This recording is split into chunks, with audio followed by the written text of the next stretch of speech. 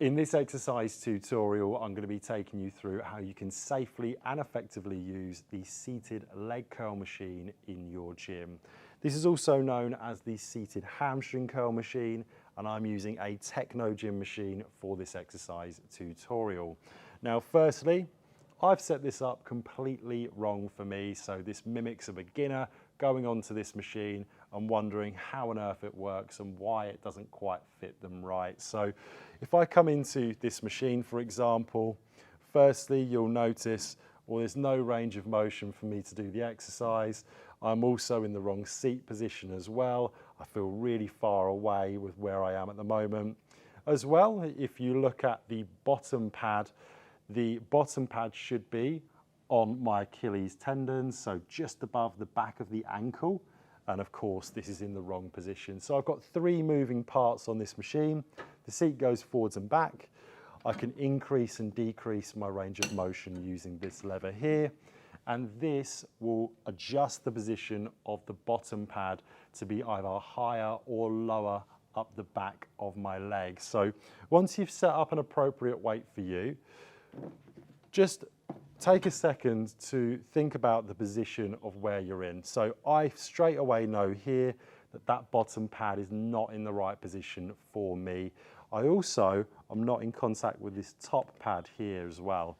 So I'm going to bring this out and I'm going to check that it's just above the back of my ankle on that Achilles tendon. So now that feels a lot better for me.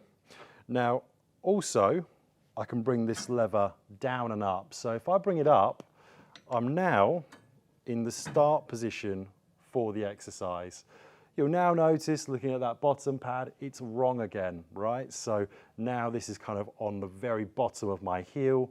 I can make that right by bringing the seat forwards. And now I'm in the start position for my exercise. I can bring my hands onto the side handles. I'm going to make sure the whole of my back is in contact with the chair. And also as well, I've got my glutes firmly in the bottom of the chair as well. Keeping my toes pointed up, I'm then going to bring my heels towards my butt and slowly release from that position. I want to make sure that when I'm coming and returning the weight back to my start position, it's me doing that, as opposed to doing a really nice half repetition in and letting the weight go like so. So what you don't want to do is be crashing and clanging the machine.